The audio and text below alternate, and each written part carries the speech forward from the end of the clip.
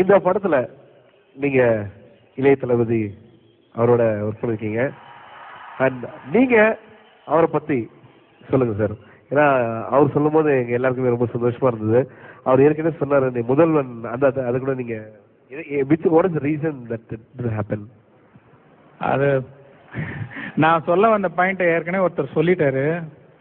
இப்போ ரஜினி சாருக்கு அப்புறம் கரெக்ட் டயத்துக்கு ஷூட்டிங்க்கு வர்றது விஜய் தான்.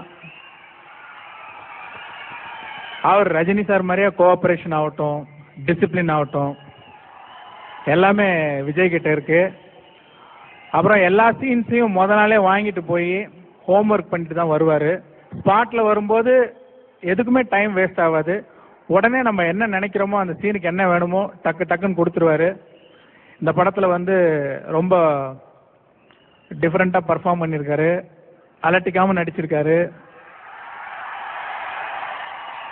ரொம்ப குறும்பாகவும் நடிச்சிருக்காரு. விஜய் எல்லாருக்கும் பிடிக்கும்.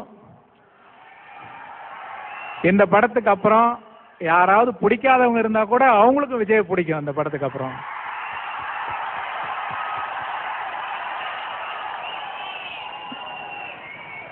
இது வரைக்கும் ஒரு பார்க்காத ஒரு விஜயை நீங்க பார்ப்பீங்க. அதுக்கு கண்டிப்பா you will enjoy. Thank you so much. இப்போ நீங்கள் சொல்லும் போதே கிளாஸ் அங்கே பிச்சு வளர்றாங்க. டெஃபினட்டாக sir. Also Sathyaraj sir, Jiiva, Srikanth and Sathyan, இவங்கெல்லாம் இட்ஸ் அ நியூ டீம் கம்ப்ளீட்டாக. ஓகேங்களா? இவங்களை பற்றி கொஞ்சம் சொல்லுங்கள். சத்யராஜ் சார் அவர் ஏற்கனவே சார் ரொம்ப சேலஞ்சிங்காக இருந்தது அப்படின்னு சொன்னார். ஆல்சோ விஜய் சூர்யா சார், நீங்கள் ஒரு ஜூனியர் ஆர்டிஸ்டாக கூப்பிட்டீங்கன்னா கூட நடிப்பேன் அப்படின்னு சொன்னார்.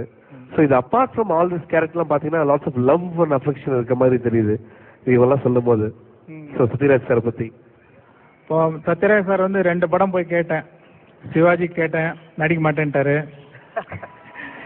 எந்திரனுக்கு கேட்டேன், நடிக்க மாட்டேன்ட்டாரு. அப்புறம் இந்த படம் கேட்டேன், உடனே ஓகேன்னு சொல்லிட்டாரு. அது எனக்காக இல்லை அது